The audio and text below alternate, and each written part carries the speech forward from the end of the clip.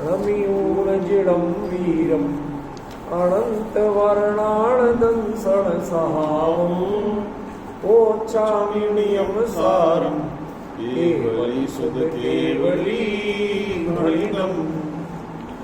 नियम सार परमागम गाथा नंबर 15 प्रश्न 37। रणरणारयतिर्यसुरा पज्जायाते विहावमिति भणिदा कम्मोपाधि विभज्य पज्जायाते सहावमिति भणिदा। पिछले गाथा में मुख्य विषय क्या था? लास्ट उसमें 2 विषय थे। एक तो दर्शनोपयोग के बारे में खत्म किया, उपसंहार किया था, और फिर पर्याय की द्विविधता का वर्णन शुरू किया। ठीक है, उस समय मैंने खास बात क्या बताया, थोड़ा बहुत याद करो। ऐसे काम नहीं चलता। की बात थी ना कुछ बहुत सरल है। यदि आप जरा सा ध्यान दो, ऊपर लिखा हुआ है कि ये ना जीव की पर्याय की बात है, ये अन्य द्रव्य की पर्यायों की बात नहीं है, क्योंकि अधिकार जीव अब आप पॉइंट मेरा समझ रहे नहीं सीधे रवि जी क्या कहना चाहता हूँ।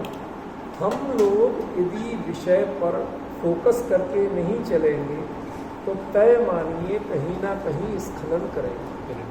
दुनिया में अर्थ का अनर्थ होने में और मिसगाइड होने में सबसे बड़ा कारण पंडिताई है। पंडिताई मतलब आपको आता बहुत है, ठीक है ना। एक व्यक्ति को बहुत कम आता हो, लेकिन वो अपना जो काम कर रहा है उसको परफेक्शन के साथ करे तो वो परफेक्ट, वो आदमी सबसे बढ़िया। लेकिन जिन्हें थोड़ा ये थोड़ा वो सबकी पंडिताई जो दिखाए वो आदमी खतरनाक बहुत है, क्योंकि उसे ज्ञान तो सबके बारे में आधा अधूरा, समझ गए ना। परफेक्शन किसी का है नहीं, और आपको दिमाग में कीड़ा डाल के कंफ्यूजन पैदा करें। अब विषय से विषयांतरित हो जाएंगे कि क्या कहना चाहते क्या नहीं कहना चाहते। इसलिए मैं हमेशा पहले शीर्षक को, हेडिंग को क्लियर करता हूं, उत्थानिका को क्लियर करता हूं कि ये जो पर्याय की विविधता की चर्चा है ये मात्र जीव की चर्चा है, इसमें शेष 5 द्रव्यों की कोई चर्चा नहीं। पहला ये क्लियर रखना दिमाग, बहुत अच्छी तरह ठोक बजा, जिसमें कोई भी हिलाना चाहे हिलना नहीं, ठीक है। और इसमें दूसरी बात ये है कि जीव की जो पर्याय की चर्चा है वो भी अन्य किसी विवक्षा से नहीं।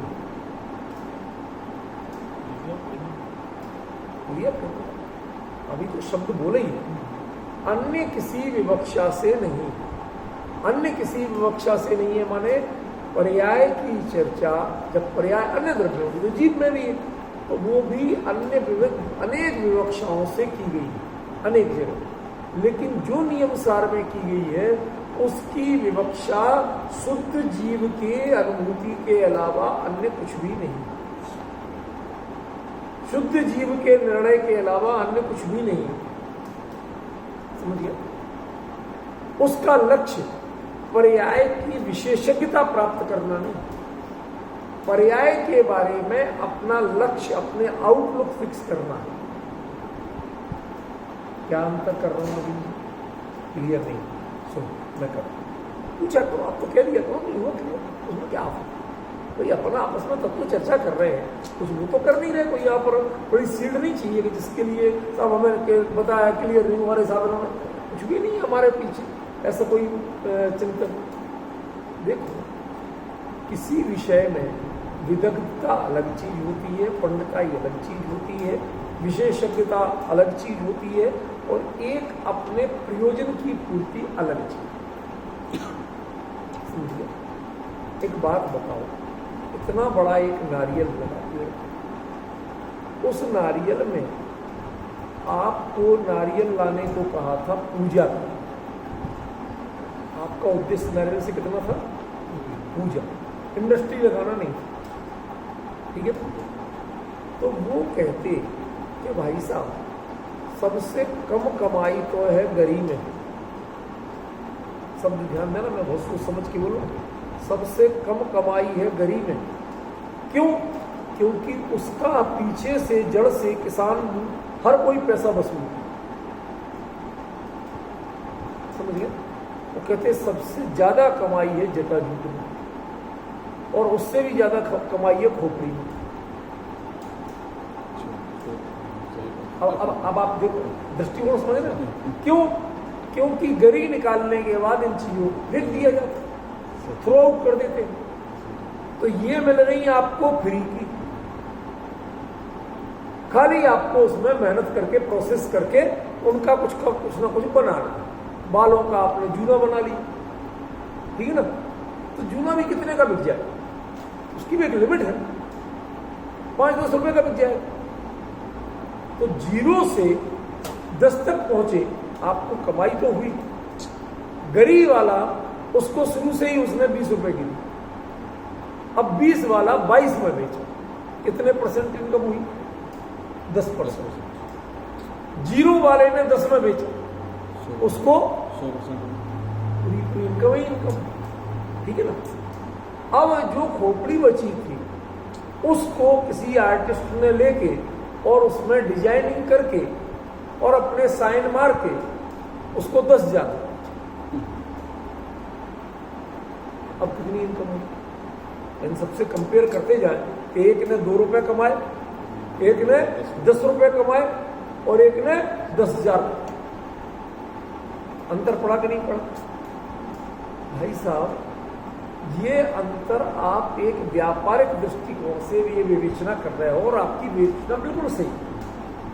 आपके दिमाग में 24 घंटे अर्थतंत्र सवाल, तो आप जो एनालिसिस कर रहे हो वो गलत नहीं है। लेकिन भाई साहब, मुझे भगवान की पूजा करने दो। अब हमें नारियल कितना होता है कि गरी ही नारियल होता है और नारियल होता है एक। दूसरा, उसमें भी भैया सूखा होना चाहिए, गीला नहीं हो, हरित नहीं हो, फिर उसका भी छिलका नहीं हो, तो हमें पूजन करना। तो आपकी शुद्धता और अशुद्धता, उपयोगिता और अनुपयोगिता कितने पे आधारित होगी? कि जो पूजा में काम आ रहा है वो उपयोगी है और जो नहीं आ रहा है वो अनुपयोगी है। लेकिन खोपड़ी, छिलका, रेशे ये तो अनुपयोगी भी नहीं कह रहे आप। क्यों? क्योंकि हमें इससे मतलब ही नहीं ना। हम तो गोला छिला छिलाया बाजार में नहीं, इसलिए गोला लाए नारियल के नाम। अब उसमें से जो अनुपयोगी था वो छिलका वो होता, समझ गया? गोला लेते समय भी विवेक किया कि भाई गीला वाला तो नहीं, नमी तो नहीं, समझ गया? तो आपका विवेक कितने में सीमित हो गया? गोले। आपके लिए नारियल माने गोला। भाई जब नारियल ले आए, हाँ ले, लेकिन यदि आप वो पकड़ाने लाते इतना बड़ा, किसको कह दिया था हमने? वो नहीं, ये कभी जैन मंदिर नहीं आए, उन्होंने पूजा नहीं की कभी, तो इसको भेजी क्यों था आपने? अब आप डिफरेंस समझ रहे? तो जो अंतर आपके कथन में ऐसा आता है, ऐसे ही जो नियम सार के जीव अधिकार में पर्याय के द्विविधता के वर्णन में अन्य बाकी पर्यायों की बात करें, वो क्या है? वो विशेषज्ञ तो हो सकता है, लेकिन वह प्रयोजन का जानकार नहीं, वह इसका व्याख्याकार नहीं। अब मैं क्या कहना चाहता हूं, बात समझ में आई कि एक अच्छा अर्थशास्त्री कहेगा साहब तुम्हारे पास कम पैसे में लगाना है तो तुम जूट से बनने वाली फैक्ट्री में यूनिट लगा, घर में ही कूट काट के उसको बनाने की, प्रेस करने की मशीन ले आओ और बनाओ, जूना बनाओ और बेचो। समझ गए? वो एक है। और किसी को तिकड़मी कहते भाई साहब आर्टिस्ट माइंड हो, थोड़े बढ़िया नाम वाम कमा लो, तो अकेले इनकी खोपड़ियाँ अलग अलग तरह की इकट्ठी करो, छोटी साइज बड़ी साइज, कोई आड़ी कोई तिरछी, और उतने शकल वाले आदमी को खोपड़ी बनाओ और बेचो अच्छे महंगे महंगे। लेकिन ये चर्चाएं कर कौन रहा? जिसके दिमाग में अर्थतंत्र सवार है, वो हर चीज का मूल्यांकन, उसे गरी का काम, गरी का व्यापार सबसे घाटे का सौदा, और जिसे पूजा करना है उसे गरी के अलावा अन्य किसी का विकल्प करना वो नादानी है। बताइए है कि नहीं?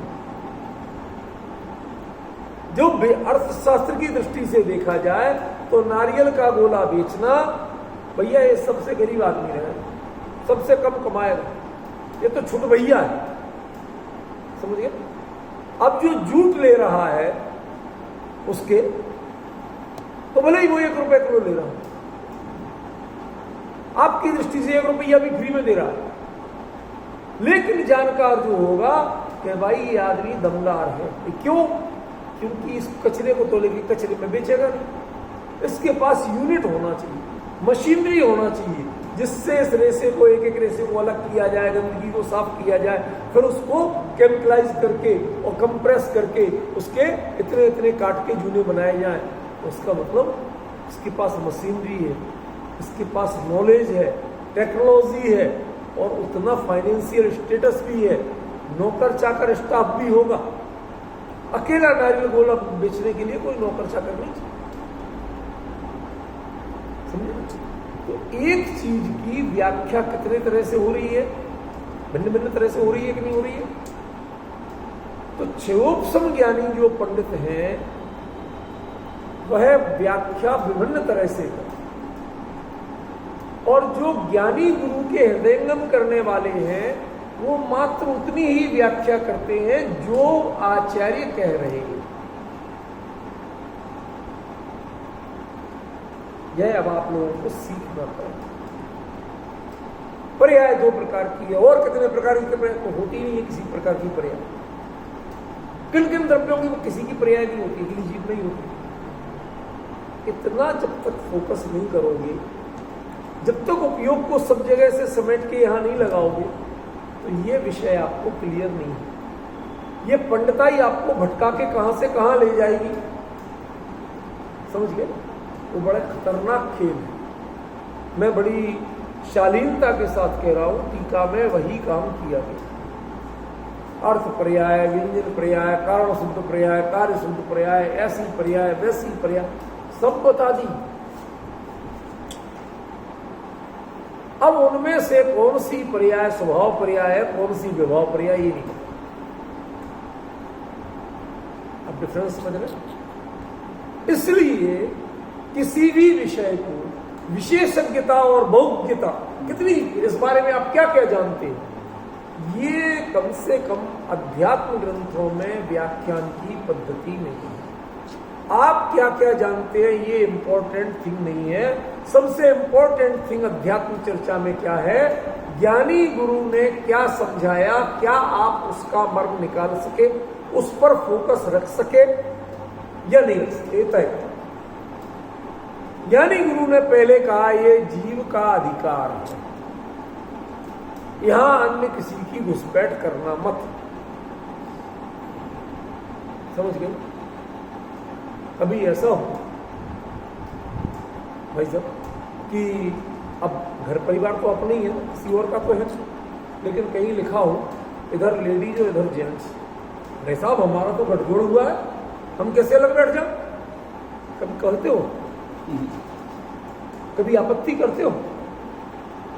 आप डिफरेंस समझने में क्या कहना चाहते हो? बहुत सी चीजें वैधानिक हो सकती हैं, वो गलत है ये मतलब नहीं है, उसके बावजूद यहां व्यवस्था यही है तो हमें उस व्यवस्था का पालन करना ही होगा, यही समझदारी है। तो यहां व्यवस्था यही है कि यह अधिकार जीव का है, यह जनरल नॉलेज का अधिकार नहीं। सचिन, समझ में आ रही बात? हमने क्या कर रखा, उसको जनरल नॉलेज में वर्गीकृत कर, इसके बारे में क्या क्या आता है आपको सब कुछ बताओ। भैया हमने आपसे इतनी सी बात पूछी कि जीव की 2 प्रकार की पर्यायें कौन कौन सी, उतनी बात करो, उसके आगे पंडिताई हमें नहीं। क्यों? पंडिताई में व्यक्ति अभिभूत तो हो, अरे साहब ने कितना आता है, लेकिन विषय छूट जाए। आपको हमने इस जगह बिठाया क्यों था कि आचार्य ने क्या कहा हम पूरी तरह नहीं समझ पा रहे, आप वो समझाओ, इसके लिए तो बिठाया था। आपने वो बताने की जगह मुझे क्या क्या आता है ये बताओ।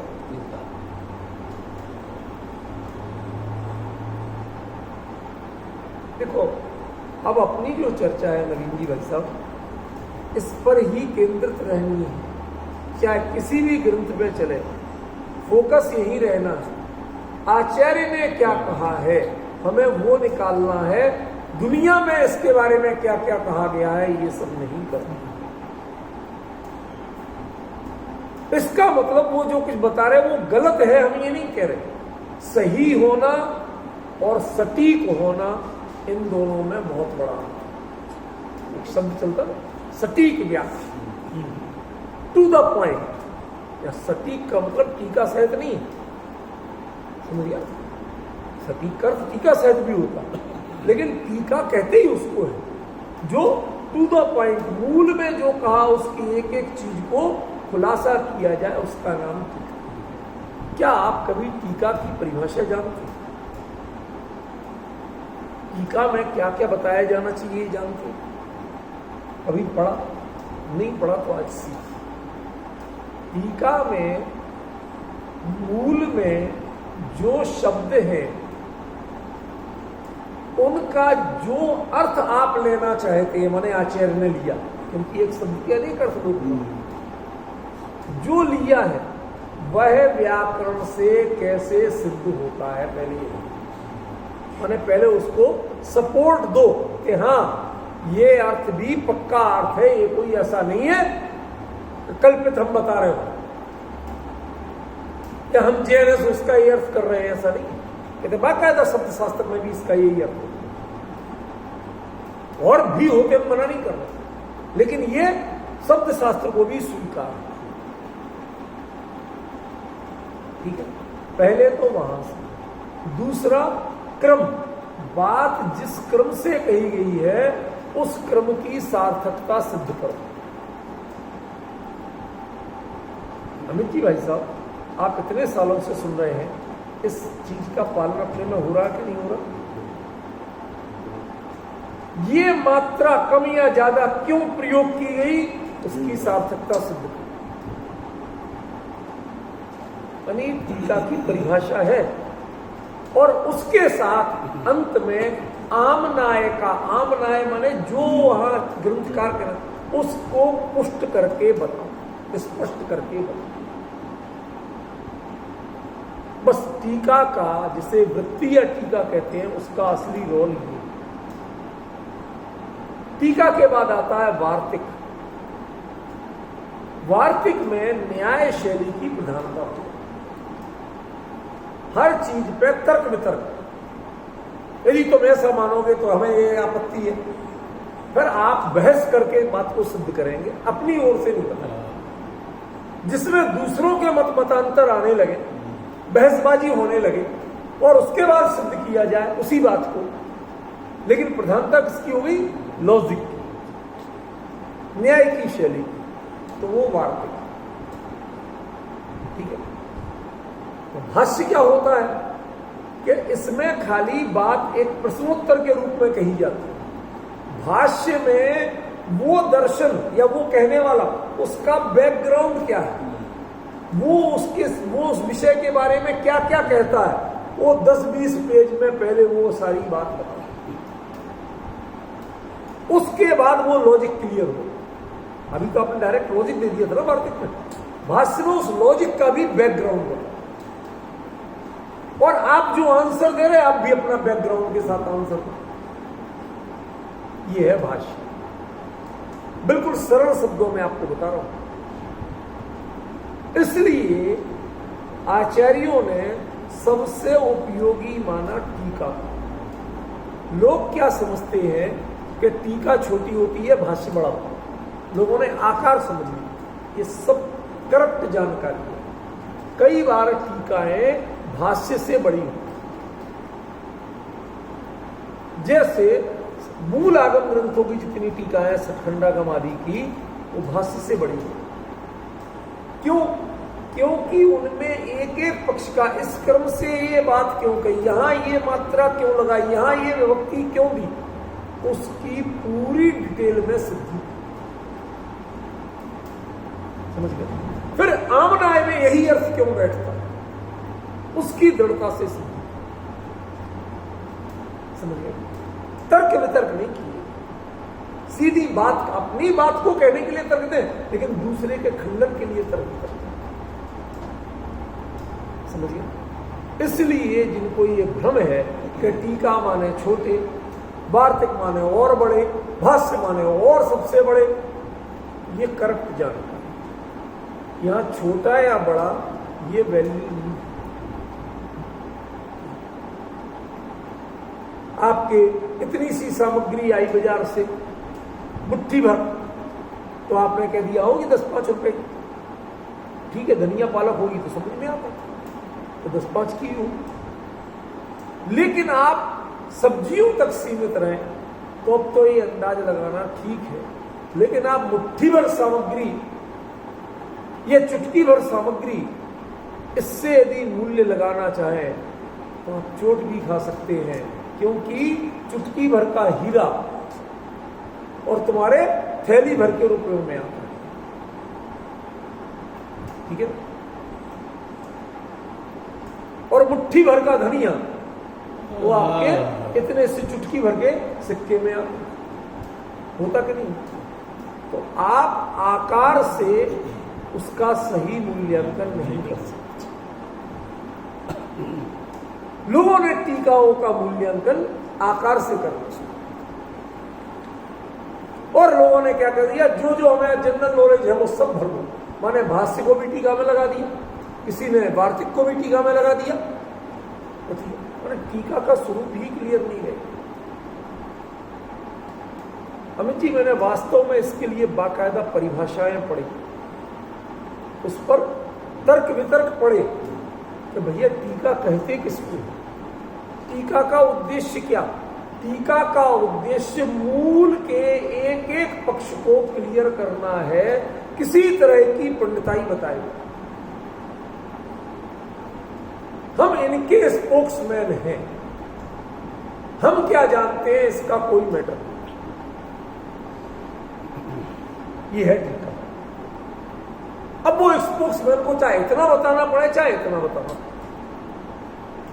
इसका कोई मैटर नहीं।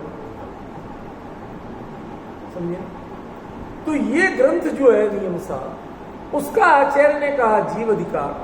तो जीव के बारे में जो मैं चर्चा करूंगा, तो उसमें आपने अन्य द्रव्यों की बातें और अन्य विषयों की पंडिताई लाए क्यों, ऐसी कैसी टीका आपने की। ये मैं सभी पंडितों के लिए कह रहा हूं, जिन्होंने इसके व्याख्यान किए सबने ऐसी ऐसी बातें कर दी। तो मेरा बताना आपको जरूरी था कि वास्तव में टीका कहते किसको और टीका में किया क्या जाता है। यदि आपके सामने रोड मैप क्लियर होगा, रूल्स रेगुलेशंस क्लियर होंगे, तो शायद फिर आपको ये बात समझ में आएगी कि हम जो कह रहे हैं वो सही है या गलत। और आपको यही नहीं बताया कि साहब ये तो खाम-खा में दूसरों की छीछालेदारी करते रहते। कुछ लोग होता है अपनी इंपॉर्टेंस बता, भाई साहब यहाँ एक रत्ती, क्योंकि इसके बाद भी उन्हीं आचार्यों और उन्हीं विद्वानों को मैं करबद्ध प्रणाम करता। समझिए? यदि मैं उनका उपेक्षा या छीछालेदारी करने के मूड में होता या मेरा रंच मात्र भी अभिप्राय होता, तो उसके बाद भी मैं क्यों करता। राजनीतिक तो हुई ना, मुझे वोट लेना है किसी से। समझे? तो मेरी जो प्रणति है वो उनके गुणों के प्रति है, लेकिन जो यहां चर्चा कर रहा हूं वह उनकी छीछालेदारी नहीं है, वह वास्तविकता है कि जो अज्ञानियों ने उसके बारे में स्वरूप निर्धारित किया, क्या वह उस स्वरूप के अनुसार है। यह आप टीका लिख रहे थे, विवृति लिख रहे थे, भाष्य लिख रहे थे, या और कुछ लिख रहे थे, समझ ये स्पष्ट करना होना जरूरी। आज यहां गड़बड़ी कहां हुई कि जब इनको हमने स्वभाव पर्याय और विभाव पर्याय की जगह कहां ले गए, कारण शुद्ध पर्याय, कार्य शुद्ध पर्याय, अर्थ पर्याय, व्यंजन पर्याय, यदि इनमें आप ले जाओगे तो बताइए इनमें से कौन सी अर्थ पर्याय और कौन सी व्यंजन पर्याय। भाई एक अर्थ और एक व्यंजन होना तो चाहिए ना। जब दो भेद कर रहे हैं आप, तो इनमें से कौन सी व्यंजन पर्याय है? कोई नहीं। मनुष्यों का आकार कोई फिक्स है? नहीं है। त्रिंचों का आकार कोई फिक्स है? नहीं है। नारकियों का आकार कोई फिक्स है कि नहीं है? देवों का आकार कोई फिक्स है कि नहीं है? तो इसे भी व्यंजन पर्याय नहीं कह सकते, समझ रहे ना, और ना इसे कह सकते। तो इन दो में से व्यंजन पर्याय यदि कोई नहीं है तो आप व्यंजन पर्याय के रूप में इस गाथा की व्याख्या कर क्यों रहे हो? हम तो कम पढ़े लिखे हैं, हमारे लिए दिमाग का दही क्यों मत बनो। हमें जानकारियों का मचमचापन पैदा मत करो। हमें बहुत सारी जानकारी देने की जगह जो आचार्य कह रहे हैं उतना समझा दो, हम आपके बड़े कृतज्ञ रहे। समझे? ये शैली हमें आना चाहिए। इतने कहने को लोग दुर्विमान और पता नहीं क्या क्या व्याख्याएं करते हैं, वो अपने आप स्वतंत्र हैं, आपको जो भी कहना कह लो। लेकिन मैं जो बता रहा हूं वो अत्यंत विनम्रता पूर्वक बता रहा हूं कि ये व्याख्यान या जो टीका है उसका मुख्य उद्देश्य, मूल में जो बात है उसको पहले कंटेंट्स क्लियर करो, फिर प्रतिपद हर चीज को क्लियर करते हुए जो लक्ष्य था उसको अंत में सिद्ध करके बताओ, बस। तो नारायण सुरा कुछ बताने की चीजें नहीं, आप जानते हैं। मनुष्य, नारकी, त्रियंच और देव, पंचाया, ये सब क्या है? पर्याय। कौन नहीं जानते? आप नहीं जानते। नहीं जानते माने नहीं मानते। आप अपनी आयु कितनी मानते हैं? कितने साल हो गए? 55 साल। ये 55 साल पर्याय की कोई पर्याय 55 साल की होती है? अब आप पॉइंट पे मैं जो जहां ला रहा हूं, इसका मतलब है आपने क्या माना? हमने अपने आप को उसको द्रव्य रूप, उसमें हम पना स्थापित किया, उसको पर्याय दृष्टि से नहीं देखा।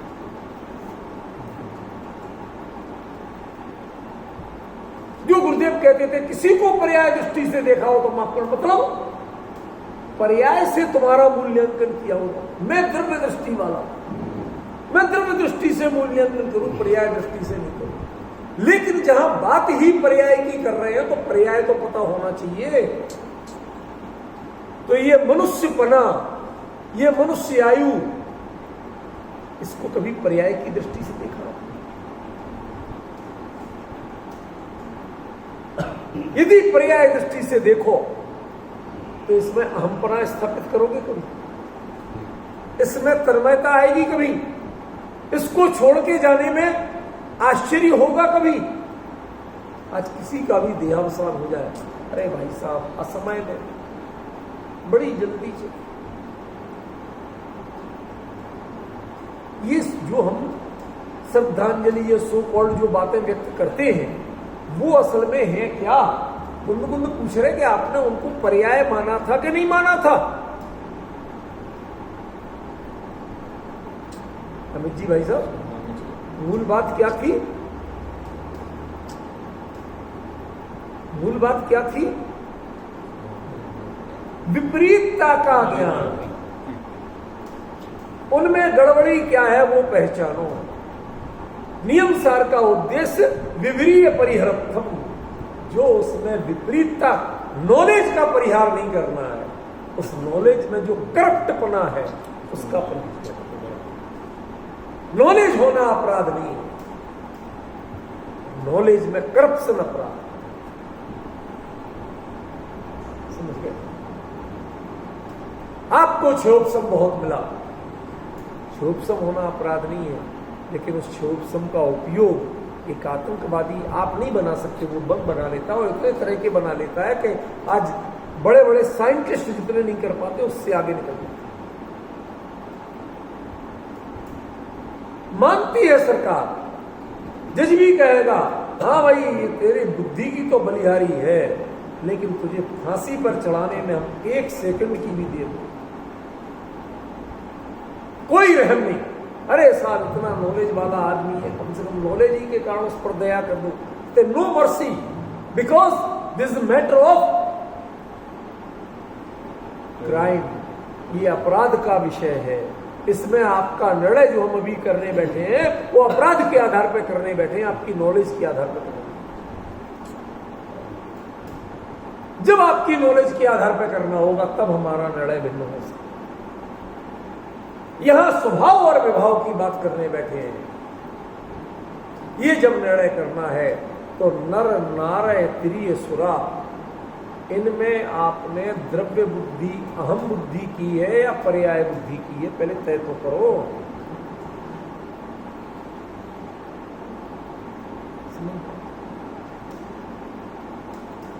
पज्जाया विभाव यदि बढ़ जा, ये पर्याय बुद्धि भी की है तो भी ये पर्याय विभाव रूप है, ऐसा भगवान कह रहे हैं। संजय भाई यदि पकड़ जाओगे ना आज की बात तो 360 डिग्री पे घूम जाएगा दिमाग, जितनी बड़ी बात कहने वाला हूं। पहली बात, हम उसे द्रव्य मानते, पर्याय मानती। पहली तो विपरीतता ये उसी पड़ी, कहते हैं मानते नहीं, स्वीकार नहीं करते। बहुत सी चीजें हम कहते, हर कोई दूसरे के यहां जाके कहता भाई साहब एक दिन सबको जाना है, आओ खैर मरणम, जितना आयु कर्म माने हो वो उतनी होगा।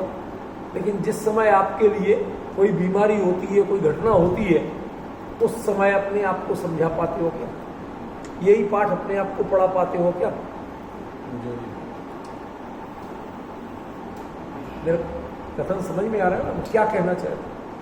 इसका मतलब है आपने नॉलेज में लिया था, संज्ञान में। ज्ञान और संज्ञान का अंतर बताया था ना मैंने, वो आपने संज्ञान में नहीं लिया, आपको लेना संज्ञान का, ठीक है ना? ज्ञान तो बहुत कुछ जान लेता है, संज्ञान जिसको वो एक्सेप्ट करता है उसका नाम संज्ञान, जिसको एक्शन प्लान के लिए स्वीकार करता है उसका नाम संज्ञान। बाकी तो नॉलेज है, जानकारी।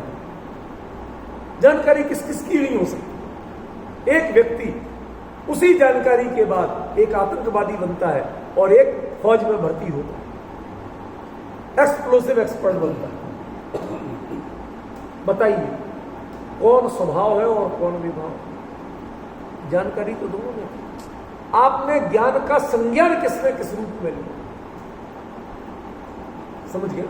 एक ने देश के विरोधी, जन विरोधी गतिविधियों के लिए लिया संज्ञान, तो वही अपराधी बन कहलाए। और एक ने जन विरोधी की जगह जनता को बचाने के लिए, राष्ट्र को बचाने के लिए उसका संज्ञान लिया, उसको अपनी लाइफ का लक्ष्य बनाया, तो वही देशभक्त कहलाए, राष्ट्र रक्षक कहलाए। ये डिफरेंस कैसे, ये जो स्वभाव और विभाव का डिफरेंस कैसे आता? पहली समस्या तो है कि क्या आपने इन्हें पर्याय माना भी या नहीं। पहली विपरीतता का परिहार तो ये करो। कुंद कुंद कहते हैं भैया ये पर्याय हैं, कहते तो हम भी हैं, लेकिन लगती नहीं, अंदर से जोर नहीं आता।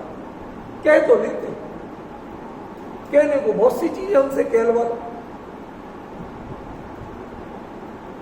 बच्चों से क्लास में कहलवाओ शोरगुल नहीं करना चाहिए, अच्छे बच्चे उधम नहीं करते हैं, सब कह देते हैं। और उसी समय उनको मौका मिले तो बगल वाले को चींटी काटने से बीच।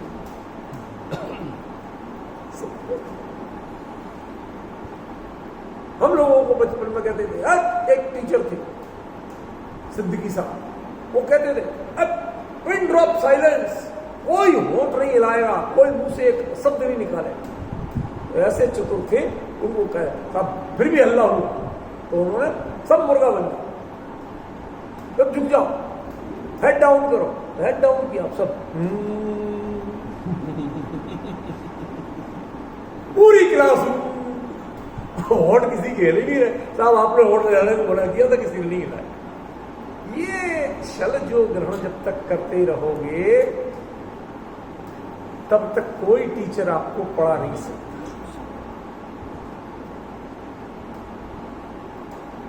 ज्ञानी गुरु कितनी विनम्रता से सिखा रहे हैं। रणा रहे थे सुरा पंचाया, ये चारों पर्याय हैं, तुम्हारा स्वरूप नहीं है, इनमें तन्मयता मत करो। पर्याय तन्मयता की चीज नहीं होती है, पर्याय आती है, होती है, लेकिन उसमें ज्ञानी तन्मयता नहीं। क्यों? क्योंकि वो तो है ही परिवर्तनशील, उसका नाम ही पर्याय इसलिए। लेकिन हमें किसी भी पर्याय में पहुंच जाए इन चार में से, यहां हम नरक के दुखों को बहुत बुरा कहते, तुम ऐसा कहते कि नहीं? और वहां जो मारकाट मचाते हैं वो उसी नार की देह को नितांत नपुंसक, ठीक है, नितांत सौंदर्य रहे, नितांत आकर्षण रहे, समझ में ना, जिनमें सुख की कल्पना तक नहीं की जा सकती। और वहां कुअवधी ज्ञान से दिमाग भी खोपड़ी ऐसी उल्टी चलती है कि जो कुछ बनाओगे यदि विक्रिया से बनाओगी, व्यक्तिगत शरीर भी, तो वो ऊट पटांगी बनाओगे, ढंग का नहीं बना सकते। हर चीज विकृत, उसके बाद भी उसमें अपने को बचाना और दूसरे को मारना चाहिए। क्यों भाई साहब, करेगा कि नहीं करेगा? उसके बाद भी वो नारक भी पर्याय नहीं लगती, उसमें भी वो अहमपना स्थापित करती है। अद्भुत विषय है भैया। आचार्य कह क्या रहे थे और हम समझ क्या रहे थे, हमें लग रहा था ये बच्चों वाली बातें सिखा। आचार्य बात बहुत गहरी कह रहे थे, शब्द सरल थे पर भाव बहुत गंभीर। पहले तो इन्हें पर्याय फील करना शुरू करो। पहले इनके पीछे, इनके बारे में आपकी जो संवेदना द्रव्यात्मक है, अहम परे की है, वो संवेदना पर्यायात्मक बना। ये तो बदलाव हो गई बदलाव, उसमें क्या खास है? एक किसान ने खेत में अनाज बोया, बढ़िया हरियाली, शूटिंग करने वाली भी है, उन्होंने पढ़ा उसको, अरे कितना हरा भरा खेत। अब कुछ दिन बाद किसान ने, बाप ने कह दिया अब खेत में पानी मत डालना, बच्चों से कह, सूख जाएंगे, सूख जाने, पीले पड़ जाएंगे, सारे पड़ जाने। क्यों? फसल पकाना है कि नहीं, कैसे हरा ही रखना, आप समझ रहे हैं? बंद कर। अब वो पीली पड़ गई, पापा वो तो सारी पीली पड़ गई, पत्ते लटक गए, सूख गए, सूख जाने। क्यों? तो पता है ना वो पर्याय है, उसमें तो ऐसा हो गई।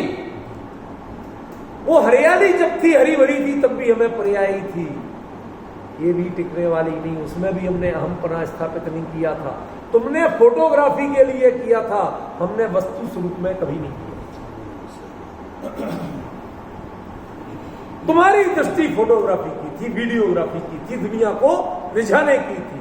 लोक रंजन की दृष्टि वालों ने उसमें अहमपना स्थापित किया, उसमें तन्मयता स्थापित की। लेकिन वस्तु स्वरूप की दृष्टि वालों ने उस हरियाली में कोई तन्मयता, जिस खेत को, जिस पौधों को ऐसा पाल पोस के बड़ा किया, एक गाय नहीं चर पाए, उनको बड़े निर्मम होके आप आराम से उनको काट रहे। तो बोए काय को थे, यदि काट नहीं था तो कि हमारी प्रति समय जिस दिन से अंकुर उगा था, जिस दिन खेत तैयार किया था, उस समय इन सबके प्रति पर्याय दृष्टि थी, कभी द्रव्य दृष्टि नहीं। जन्म के क्षण से मरण का क्षण हमें कोई कभी भिन्न नहीं लगा। आपने तो एक बार मरण का क्षण देखा, हमने तो प्रति समय देखा, प्रति समय मरण का साक्षात्कार किया, प्रति समय मरण के लिए हम मेंटली प्रिपेयर थे।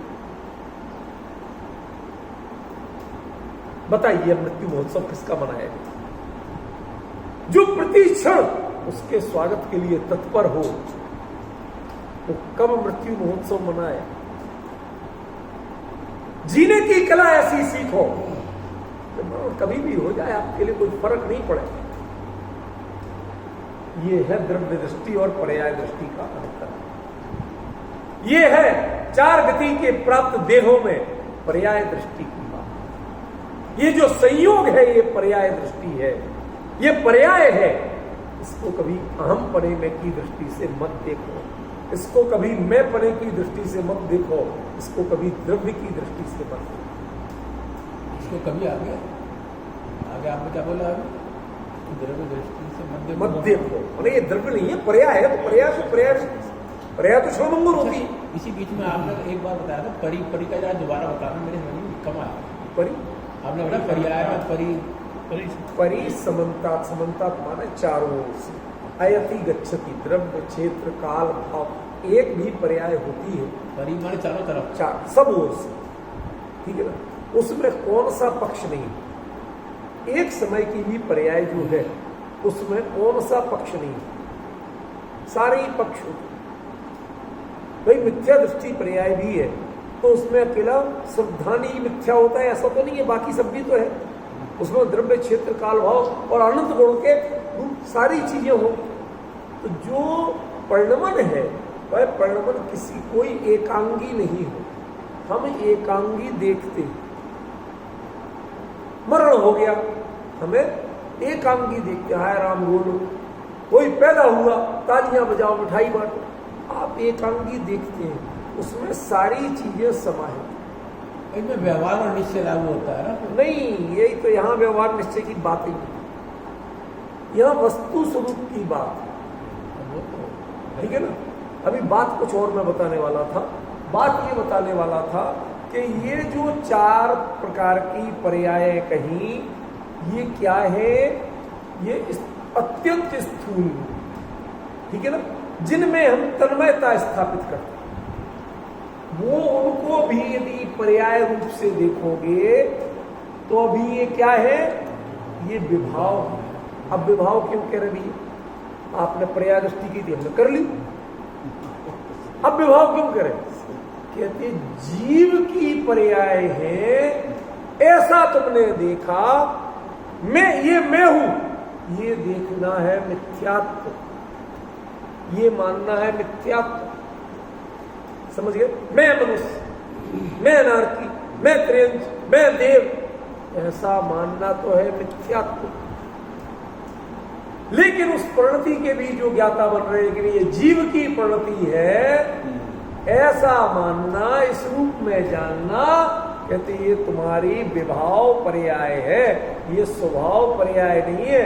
इसे विभाव की दृष्टि से देखना, स्वभाव की दृष्टि से मत देखना। तुम्हारी अभी नॉलेज परफेक्ट हुई है, लेकिन तुम्हें जो इसको जानने में उपयोग जा रहा है ना, इसमें जो तुम्हें जीवपना दिख रहा है, क्योंकि नर किसको कहेंगे? बिना देह के नर कहेंगे। जानते हो बिना देह का नर कोई? बिना देह का नारकी जानते हो? बिना देह का त्रिंच जानते हो? बिना देह का देव जानते हो? नहीं जानते, नहीं जान सकते आप। उससे भिन्न तो वो तो चैतन्य रहेगा। समझ गए? तो जब आपकी ये चार की दृष्टि है, मतलब उसमें जीव के मामले में देह की दृष्टि जुड़ी हुई है। कर्म उदय, गति नाम कर्म, आयु नाम कर्म, इनकी स्थिति भी, उदय की स्थिति भी जुड़ी हुई है। अन्यथा उसे ना नर कह सकते, ना नारकी कह सकते। पहले के पज्जाया कह के क्या छुड़ाया? उनमें आत्म बुद्धि छुड़ाई, उसमें द्रव्य बुद्धि छुड़ाई, उसमें अहमपना छुड़ाया। लेकिन अब भी उसमें कमी क्या थी कि उनमें तुम्हें जीव की पर्याय, मेरी पर्याय, इतना तो लगता है ना। कहते ऐसा जो प्रतीत होता है, तुम्हें नर में जीवत्व दिखता है, नर हो न निराश करो मन को। नर माने पुरुष माने पौरुष का प्रतीक, पुरुषार्थ करो। नर भाव अत्यंत दुर्लभ है। ये जितने नर के गीत गाए जाते हैं ना, ये सब क्या कह रहे हैं? क्योंकि तुम्हें नर पर्याय में जीवत्व दिख रहा है। जीवत्व इनसे निरपेक्ष है, चाहे नर की देह हो, नर गति हो, नर आयु हो, इन सबसे निरपेक्ष है जीव की परमन। लेकिन आपने कभी मनुष्य गति नाम कर्म, मनुष्य जाति नाम कर्म, मनुष्य आयु और उसके साथ साथ मनुष्य देह, इनमें मिला जुला के आपने भले ही पर्याय दृष्टि रखी, लेकिन इनसे मिला के रखी। ये ही तो विभावपना है। मेरे ख्याल से नियम सार में इससे सरल गाथा कोई नहीं होगी। यदि अकेली गाथा पढ़ो तो ये लगता है कि 5 मिनट की भी गाथा नहीं है, 5 मिनट में पढ़ जाए। है क्या ऐसा? ये तो बच्चे भी जानते हैं। संजय भाई अब कह रहे करेंगे तो उलझा के कहाँ ले जाते हैं पता ही नहीं चलता। ये उलझा नहीं ना, सुलझा रहे आपको लगता तो ऐसे। जो आप कैजुअली इग्नोर करके निकल जाते हैं, उस पर ध्यान दिला रहे हैं। एक बार बहुत साल हो गए, मैं चला गया कहीं, कोई वो ध्यान ज्ञान वाले होते ना, तो वो देखे तो ये बहुत उनके चर्चाएं सुनी, देखे तो ये क्या कराते थे, ये काय का ध्यान करा। तो वो कहते आप 1 मिनट में कितनी सांस लेते हो, क्या पता किसने गिनती की, गिनो, नोट करो, सांस के आने जाने पे ध्यान दो, है तुम्हारी सांस फेफड़े तक जा रही है कि नहीं जा रही है, इस पे ध्यान दो। आज तक तो गौर किया नहीं, किया आपने किया, गौर करो। अब उन्होंने गौर कराना शुरू कर, हमने भी करना शुरू कर दिया। उसके बाद हुआ क्या, कहते देखो तुम पूरी जब सांस फेफड़े तक जाएगी आएगी, फेफड़े फूलेंगे, तो धीरे धीरे उनमें जो सिकुड़ना शुरू हुआ है, जड़ता शुरू हुई है, वो धीरे धीरे सचेष्ट होंगे, तो आपका स्वास्थ्य ठीक होगा। ये किसका स्वास्थ्य? तो उनका प्रयोजन वही है। ऐसे मत किया करो राजपाल जी, जो बात बता रहे समझो। हमने क्यों पूछा वो बता रहे, हमने किसका स्वास्थ्य? भाई मुझे तो स्वास्थ्य फेफड़े का नहीं, देह का नहीं, अपने चित्त के प्रसन्नता का, मन की शांति का, परिणामों की निर्मलता का। हमें तो स्वास्थ्य ये कीमती है। देह कितनी जी जाए, इससे किसी भगवान में कभी अंतर नहीं पड़ा। 84 लाख पूर्व की आयु वाले आदिनाथ, उससे महावीर छोटे नहीं, मात्र 72 साल भी पूरे नहीं किए थे, तो छोटे हो गए।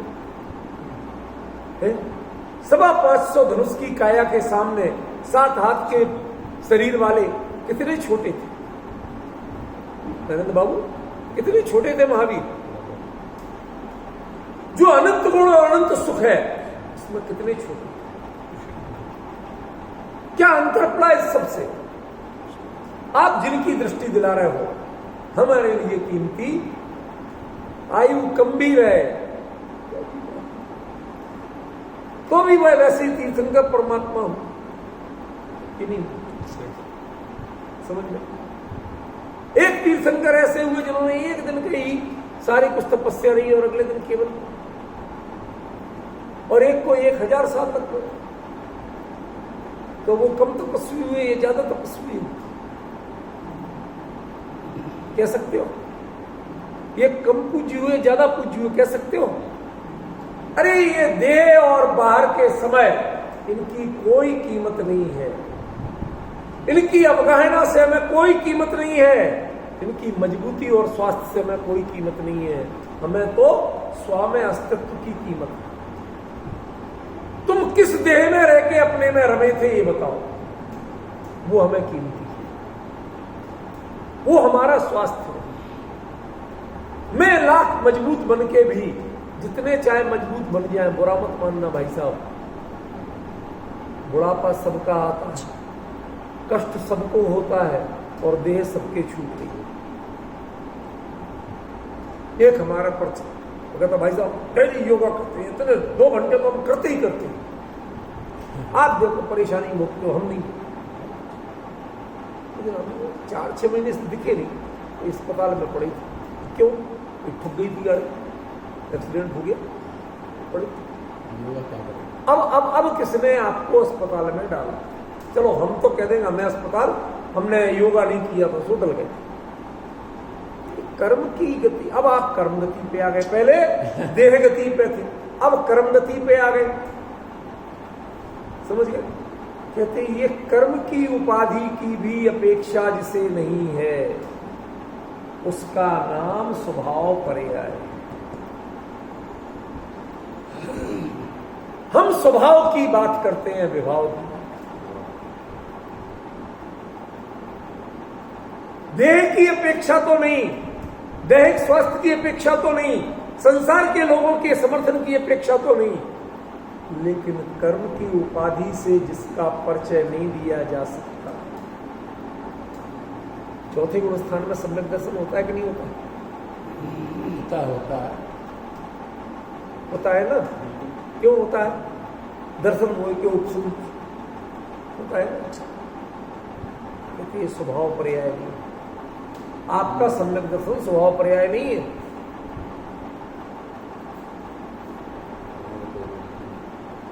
क्यों? क्योंकि आप कर्म की उपाधि से उसका परिचय दे रहे हैं। कर्णान योग का समर्थन में इसलिए नहीं कर, वो गलत है, बिल्कुल नहीं है, 100% सही है, परफेक्ट होता है, लेकिन मैं उसका समर्थन नहीं करता। तुम उस पर आश्रित रहो, उसमें जीवन लगाओ, हमें इसका पक्ष नहीं लेते। क्यों? क्योंकि उससे धीरे धीरे धीरे धीरे आपका दिमाग कहीं और पहुंचता। आपका गोल आत्मिक पुरुषार्थ बढ़ाना होना चाहिए, ना कि कर्म का उपशम क्षय क्षोपशम। आप अपना पुरुषार्थ बढ़ाओ, कर्म का क्षय उपशम सारा अपने आप होता ही है। उसकी गणित सीखना आपको जरूरी नहीं। इसलिए जो मोक्ष का साधन है, उस मोक्ष के साधन की प्रक्रिया में आपको एक ही स्वभाव पर्याय है, जिसमें कर्म की उपाधि की कोई अपेक्षा नहीं है। तो सिद्ध दशा होती है? सिद्ध दशा भी नहीं होती, सिद्ध दशा भी नहीं है, क्योंकि सिद्ध भी अट्ठवीय कम विलासी दी भूदाड़ रंजना सिद्धा। सबसे पहली क्वालिटी क्या है? किसे सिद्ध कहते हो? 8 प्रकार के कर्मों से। अशरीरा, शरीर से रहते, जिसमें पर की कर्म, अरे पर में सबसे सूक्ष्म विवेचना होती है कर्म की। अभी इतनी देर में अपन और क्या समझाया भाई? आपने पहले दैहिक स्वास्थ्य की बात, फिर कर्म पे आ गए। भाई साहब ठुक गई थी गाड़ी, गए कर्म का उदय था, समझ गए? सच सबसे सूक्ष्म विवेचना होती है कर्म की, सबसे अदृष्ट विवेचना होती है कर्म की। इसीलिए अन्य मतियों में, मीमांसकों में कर्म को अदृष्ट कहा। वहां अदृष्ट माने कर्म, समझ गए? जो आपको दिखाई नहीं देता, जो आप कर रहे हैं बाहर में क्रियाएं, उनका नाम कर्म नहीं। वो कर्म का उदय कैसा आ रहा है, वो सबसे सूक्ष्म जो विवेचना है, उसकी भी उपाधि की से विभज्य पज्जाया।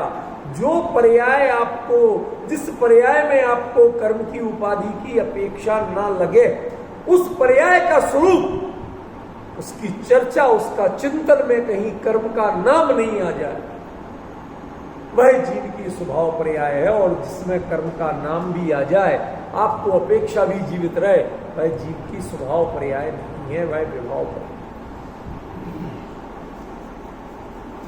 आपको समझ में आया क्या कहना चाहता था? अब विषय क्लियर हो रहा है। आचार्य क्या कह रहे थे? आचार्य ने ये विषय इस तरह से क्यों प्रस्तुत किया? शाम की चर्चा में इसमें और इसमें जो अंतर है वो बताएगा। क्या अंतर है वो अभी बता देता हूं, शीर्षक के रूप में, व्याख्या के रूप में शाम को आएगा। यहां पर इसको कहते हैं स्थूल रूप में विभाव व्यंजन पर्याय। मनुष्य, त्रियंच, नरक, देव, इनमें शरीर, आकार और बाकी संयोग अनेक कारणों से इनका परिचय होता है, इंडिविजुअली परिचय नहीं होता, इसलिए इनको विभाव व्यंजन पर्याय। और कर्म की उपाधि से रहित इसको स्वभाव अर्थ पर्याय कहा जाता है। तो साहब आपने बोल तो सही है जो उन्होंने व्यंजन पर्याय किया, तो वो कुंद को तो इष्ट नहीं है ना, तो फिर कुंद क्या बताना चाहते हैं? इसे यहां विभाव पर्याय के लिए आपने विभाव व्यंजन को क्यों लिया और यहां स्वभाव पर्याय के लिए स्वभाव अर्थ को क्यों लिया? इसकी जो संबंध है, इसका जो तारतम्य है, उसके पीछे कुंद की जो दृष्टि है वो चर्चा की। अब ये कंटेंट्स की गहराई जब तक पता नहीं होती तब तक आप इसकी व्याख्या की गहराई नहीं समझ सकते। कोई कह के एक गाथा दिखाओ किसी भाई, जब इस पर चर्चा चली थी, अरे उसमें इसमें गाथा में है कुछ, कौन नहीं जानता? तो मनुष्य, त्रियंच, नारकी देवी, ये विभाव है, पर्याय है, और जो कर्म की उपाधि से रहता होता वो स्वभाव पर्याय हो। ये जो आप कह रहे हो ना, और जो यहाँ आचार्य कह रहे हैं और जो चर्चा चल रही है, इन दोनों में बहुत बहुत बड़ा अंतर। कर्म की उपाधि से रहित कैसे आप देख सकते? आज तक आपको जितने भी परिणामों का श्रेय या अपयश देने की आदत है वो सब कर्म को देने की आदत। बहुत से लोग कर्म पीटते हैं, माथा पीटते हैं, अरे साहब मेरे तो ऐसा कर्म का हो गया, मेरा तो भाग्य ही ऐसा। तो मैं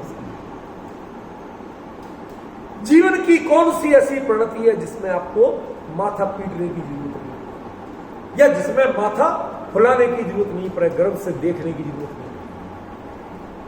एक प्रणति का नाम बताओ। Do you know? और जानते हो या नहीं जानते? जानते हो तो बताओ, और नहीं जानते तो जिसको जानते ही नहीं हो उसके बारे में चर्चा क्या कर रहे हैं?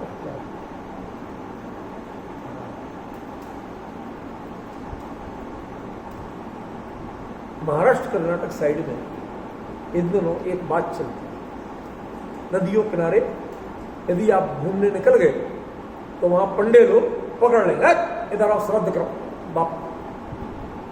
भाई मेरा बाप दिखाओ या श्राद्ध करो? वहां एक फेमस डायलॉग है, बाप दिखाओ या श्राद्ध, या तो मेरी दक्षिणा दे दो।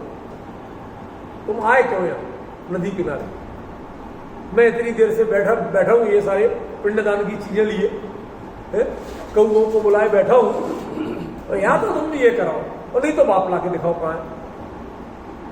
तो या तो प्रमाण दो कि कर्म की उपाधि से रहित कौन होती है, पता है? नहीं पता तो स्वभाव का निर्णय कौन सी पर्याय स्वभाव रूप है, ये क्या आप कहने में समर्थ हैं? क्या इस वर्गीकरण को करने में समर्थ हैं?